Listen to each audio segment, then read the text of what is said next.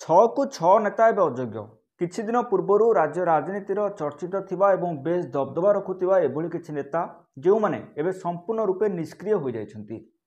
निर्वाचन पूर्वर एमाने भारतीय जनता पार्टी रे सामिल होइतिले, दल को क्षमतासीन करथिले, किंतु दल तांको एबे तांको मुहरे तुंडी बांधिछि।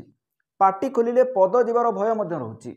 एथिपई किछि दिन पूर्वर चर्चित थिबा एही तारका माने एबे संपूर्ण रूपे निष्प्रभ हो जाइछन्ति ओडिशा राजनीतिक आकाशरु। गंजामर हेवीवेट नेता प्रदीप पाणिग्राही अनेक बार मंत्री होइछन्ति, गुरुत्वपूर्ण पदपदवीरे मध्य विजु जनता दल रे रहिछन्ति। किछि दिन पूर्वर से भारतीय जनता पार्टी रे सामिल होइतिले, भारतीय जनता पार्टी को शासन को आनिबारे मुख्य भार मध्य ग्रहण करुथिले एवं विजयी मध्य होइछन्ति, किंतु निर्वाचन परे तांकर आउ देखा मिलु नाही। निर्वाचन पूर्वर लेखा छिड़ीबर नारा देई गुरुत्वपूर्ण भूमिका ग्रहण करिथिबा प्रदीप एबे तांको दीप मध्य लिभि लिभि चलिछि। अन्यतम नेता समीर दास निमापड़ारे निजर संगठन देखाई सारा राज्य को चकित कर देइथिबा ई नेता एबे मध्य चुप अछंती। एपरिकी दल सह तांकर तू तू मे मे चलिछि।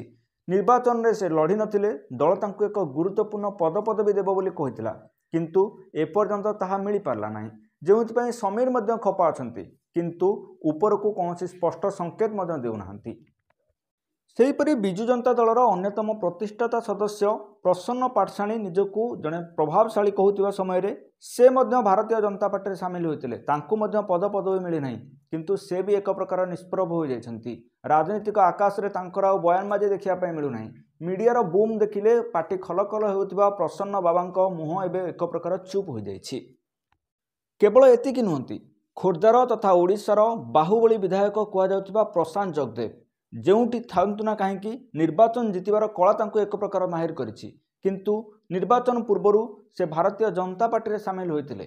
भारतीय जनता पार्टी तांको टिकेट देइतिला, सेठारु मध्य असंभवनित विजय मध्य हासिल करथिले, किंतु विजय परे तांकर पता मिलु नाही। कौनसी परिस्थिति रे से सामना को आसुनाहांती। पूर्वर सदा सर्वदा मीडिया सामने रे चर्चित रहुथिबा एही तारका एबे संपूर्ण निष्क्रिय हो जाउछन्ती। कोन पई तांको देखा मिलु नाही ताहा मध्य गणमाध्यम रे चर्चार प्रसंग पलटिछि।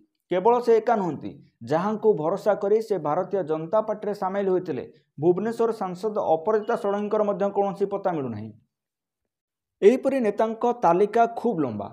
किछि दिन पूर्वर विजु जनता दलरू इस्तफा देई राज्यसभा को पुनर्बार निर्वाचित होइतिबा दुई राज्यसभा सांसद सुजीत एवं ममता महंतंकर मध्य समान स्थिति।